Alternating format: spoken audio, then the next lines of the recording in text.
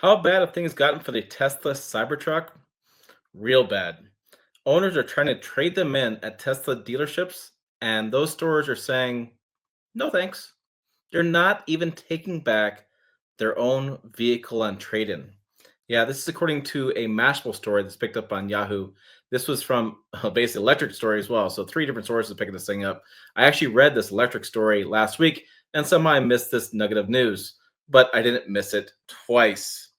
Tesla reportedly stops accepting Cybertrucks trade-ins as unsold trucks pile up.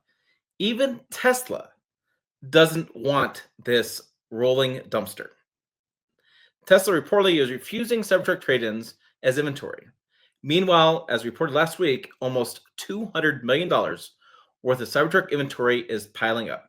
According to electric Cybertruck owners, not news sources, not people, journalists, whatever.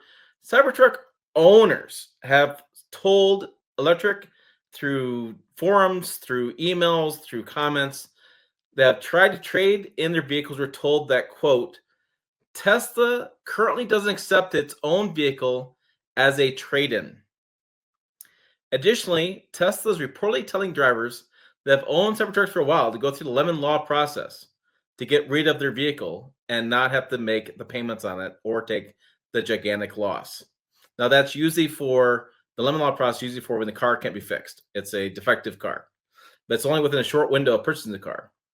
Compounding the issue, Tesla has almost 2,400 Cybertrucks sitting in inventory, which amounts to about 192 million, based on Cybertruck's roughly $80,000 starting retail price.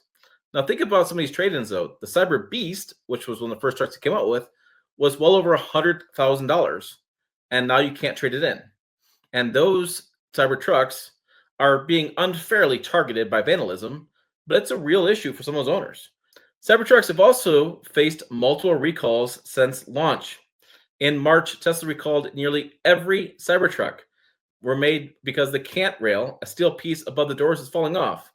The industrial glue was failing. They had no backup plan.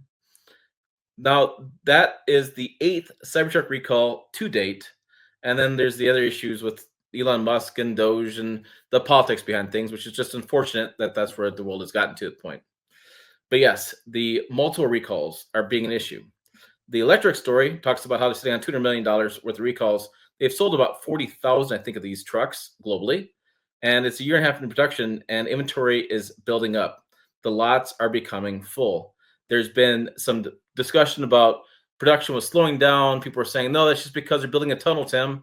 They're building a tunnel between the plant and the rail yard. And people are saying the employees at the plant were saying they didn't go back to work.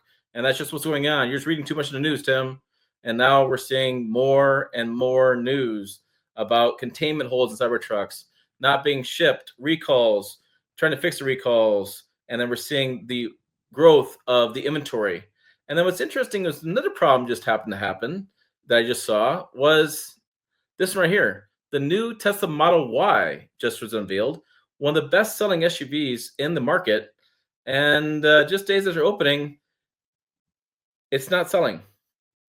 The Tesla has Model Y inventory available today in the US. People aren't buying it. That was flying off the lots, and it was not sitting around. It was going to be shipped immediately. And it just proves that Tesla's problems are getting bigger and bigger. There is supposedly a board meeting in, more of a update in a couple weeks for the different markets, and it'll be interesting to see what the comments come out of that for what's going on with the company. So there's your update. Even Tesla stores don't want the Cybertruck back. So again, that's got to go down as the biggest flop in automotive history, in recent automotive history, going back to the Pontiac Aztek. That was a big flop.